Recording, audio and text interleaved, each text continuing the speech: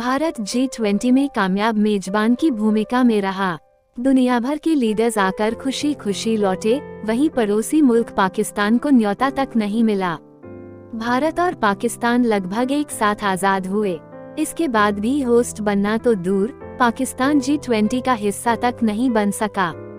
हाल में African union को भी इसकी मेंबरशिप मिल गई। तो क्या पाकिस्तान की एंट्री में कोई खास चीज रो रहा है? आबादी के लिहाज से पाकिस्तान दुनिया का 5वां सबसे बड़ा देश है। लंबाई चौड़ाई के हिसाब से भी ये 33वें नंबर पर आता है। कम समय में ही इसने न्यूक्लियर वेपन बना डाले, यानी सैन्य ताकत भी इसके पास दुनिया के बहुत से देशों से काफी ज्यादा है।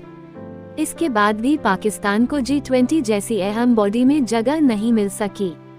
क्या इसकी वजह पाकिस्तान की कमजोर इकोनॉमी है या फिर आतंक से बार बार जुड़ता रहा नाम? क्या आतंक को पनाह देना बंद करना इसका G20 क्लब में खाता खोल देगा?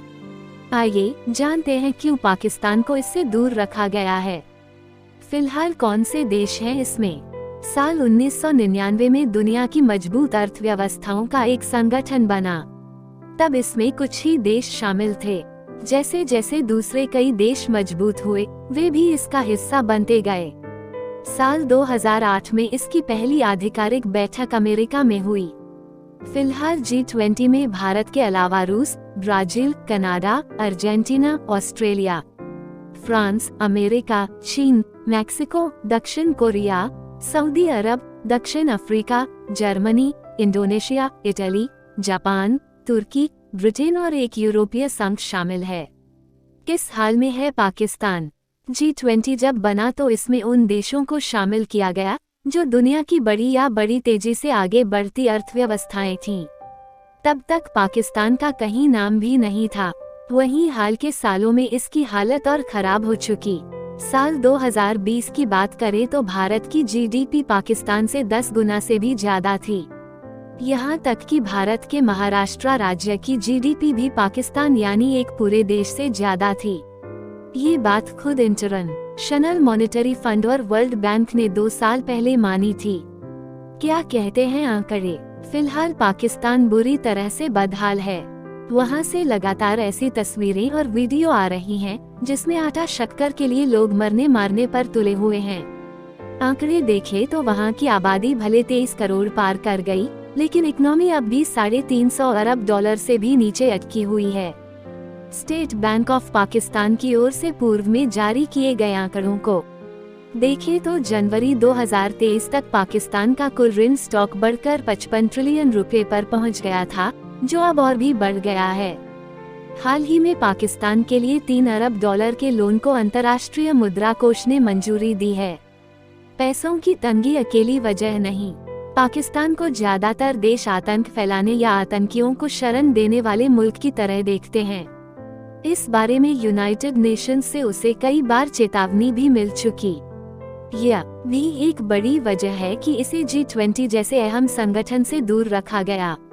असल में G20 ग्रुप में सिर्फ इकोनॉमी पर नहीं, बल्कि हर तरह के ग्लोबल मुद्दे पर बात होती है। इस पॉलिटिकल क्लब में शामिल कई देश एक दूसरे से शिकायत रखते हैं, तनाव है, लेकिन किसी पर भी आतंकवाद का ठप्पा नहीं लगा। क्या शर्त है G20 की सदस्यता के लिए?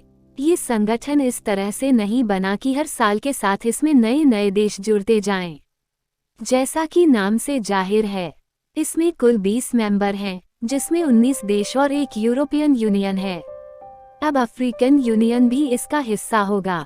इस तरह से इस क्लब के 21 सदस्य बन जाएंगे, लेकिन पाकिस्तान के 22 सदस्य बन सकने के फिलहाल कोई आसार नहीं। क्या इसके लिए वोटिंग होती है? अब तक इसमें ऐसा कोई भी विवादित देश शामिल नहीं हुआ कि आधिकारिक वोटिंग की जरूरत पड़े। म्यूचुअल बातचीत से ऐसे फैसले लिए जाते रहे। भारत और चीन की बात करें तो दोनों देशों के बीच बॉर्डर को लेकर तनाव जरूर रहता है, लेकिन इंटरनेशनल मंच पर दोनों देश अच्छे पड़ोसियों की तरह बात करते हैं। टेंशन पर दोनों ने कभी भी यूनाइटेड नेशंस से मध्यस्थता करने की अपील नहीं की। तुर्की का भी एक नहीं, कई देशों से विवाद होता रहा। यहाँ तक कि तुर्की कई बार भारत के खिलाफ बोल चुका। इसके बाद भी इस देश ने सीधे सीधे टेररिज्म को बढ़ावा कभी नहीं दिया। वहीं दुनिया इस बात से वाकिफ है कि पाकिस्तान किस तरह से आतंक को पालता पोसता है। तो कुल मिलाकर पाकिस्तान का अलग छूटना लाजिमी है। अफ्रीकन यूनियन क्यों बना 21वां सदस्य? G20 समिट के दौरान प्रधानमंत्री नरेंद्र मोदी ने समूह में अफ्रीकी संघ के प्रवेश की बात की, जिस पर सारे लीडर्स ने सहमति जताई। यहाँ सवाल उठता है कि अफ्रीकन यूनियन को क्यों मेंबरशिप मिली? तो इसकी वजह साफ है। ये 55 देशों का ग्रुप है जिसके पास कच्चे माल का भंडार और मैनपावर दोनों है।